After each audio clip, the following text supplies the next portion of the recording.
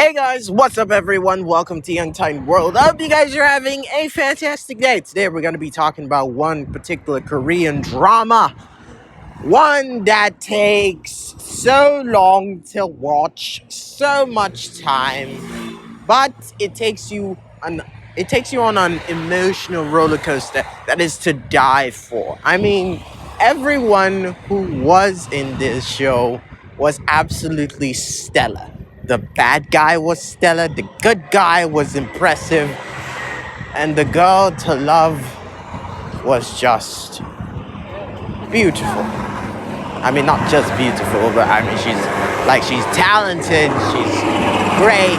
You know what I'm talking about, right? She's not just eye candy, you see. She brings a lot more to the table, which makes it so much better for you to absorb as a viewer. We're going to be talking about Queen of Tears. That's right, Queen of Tears. I know we made a review about it, but as we're done with it, it is only natural that we revisit what it means to watch this show. Now, obviously, the main theme is love, but there's also corporate greed, there's also deceit, and there's also lies told by people in order to live comfortable lives within the, excuse that they call a living. Now, obviously, I'm not going to keep using the word obviously, but we need to get down to how it works. Okay, so let's talk about how Queen of Tears is such a really great show. Now, it talks about two people who find themselves in the same boat. The girl goes into one of the companies owned by her family and decides to work undercover as an intern. Now, while she's there, she causes a little bit of a stir up, and the protagonist, or at least the guy who's like very handsome, according to everyone in that show, is the one who comes in to save the day for her. She kicks the photocopier, and he has more feelings for the photocopier than her in the beginning. But I guess that switches out as time goes on. But what we get from them is an interaction that intrigues her. She finds herself fascinated by this person, and she now wants to spend more time with him. She stalks him, she tries to understand him, and most of all, she tries to develop a relationship with him, which she never really had an opportunity to do with anyone. Now, mind you, she's had the opportunity to be loved by, because of one particular instance where she found herself in college and there was another guy who was interested in her, but she didn't develop the same feelings for him. Now that she does, she's interested in this guy. And I guess it was through one of these moments that we got to see one particular scene that drew us close to Queen of Tears. Now, as you know, I'm not really a person who's drawn to any kind of TV show just because everyone's talked about it. I mean, I've not watched Game of Thrones, Star Wars. I haven't watched any of those things, especially because it was overhyped by people and basically my interest for it died. But I did see a TikTok of Queen of Tears, and it was that particular scene where she rents out the entire aquarium, or at least the aquarium showcase. She rents that entire place out for a day, whilst he is just like thinking that, okay, I guess we got lucky because no one's around here but us.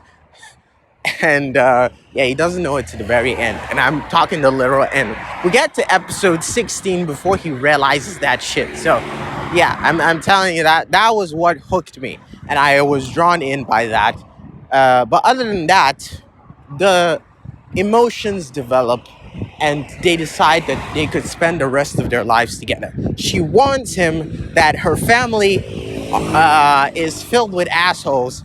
Her mother's an asshole, her father's so I mean, they weren't assholes all in the beginning, but it's like times changed. They lost the son, and the mother blamed the daughter for the death, and they've been bitter ever since. And everyone's a little bit distant. Even her own little brother is not exactly in tandem with her, which makes things sad because they're super rich and they could do whatever they freaking want. And so as the story develops, we realize that, okay, as he gets married into it, the family undergrades him, turns him into a mule, a donkey that's used for work all the time. And he's only seen as probably just a machine that needs to go out and do work and produce an heir, a child. His feelings, whatever that he wants, is not on the table. What he needs to do is satisfy their requests, or else they probably can cut him off. And being cut off by a rich family is in no way cool, because they have enough money to sue you even if there's nothing to sue. Trust me, lawyers can find anything about you that makes you look terrible, a very terrible person. But as we develop this story, or at least as the story goes on, we realize that he can't keep up with all that the family's throwing at him. The requests that are so many, the expectations, the fact that they want a child from him, and they also had a child which died, and that also caused a rift between him and his wife. So all of these things becoming a whirlpool of disaster surrounding him, he decides that he needs to get a divorce and get himself out of this hellhole, which he calls a marriage. Now, from the outside, his own family thinks that he's living the life because he's married to a rich family. There's nothing he could be possibly worried about. He gets to eat Michelin 5-star dinners and lunches and breakfasts all live long day. Why the fuck would he want a divorce? But he tells them about it, and they don't really know how to respect his feelings or not understand him at all. Besides, they also want money too, so they're kind of like, okay, now nigga, you tripping balls. But the wife also has her own set of news. She has cancer. Yeah, that's right. She's got a brain tumor that's spread around her brain called cloudcytoma.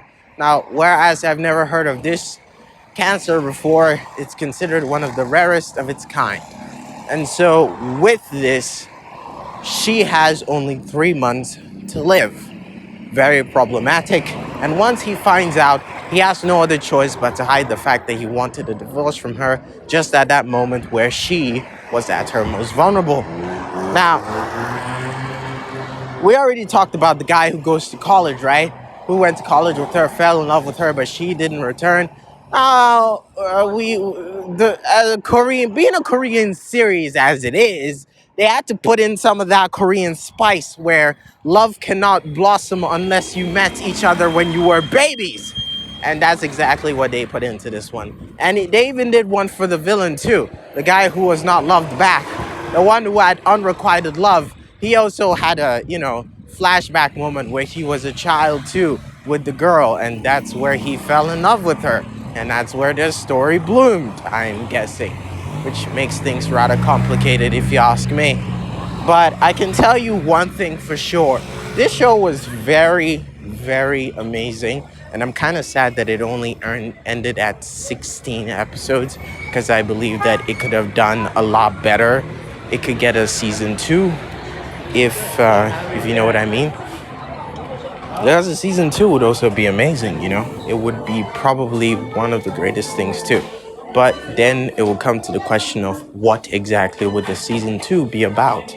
Whether we're going to be talking about, I don't know, the company growing, or we'll just let it slide down to the next generation. But we can leave that all up to chance or something else. Anyways, thank you guys so much for watching. Hope you guys take care of yourselves. And until next time, hope you guys have a fantastic day.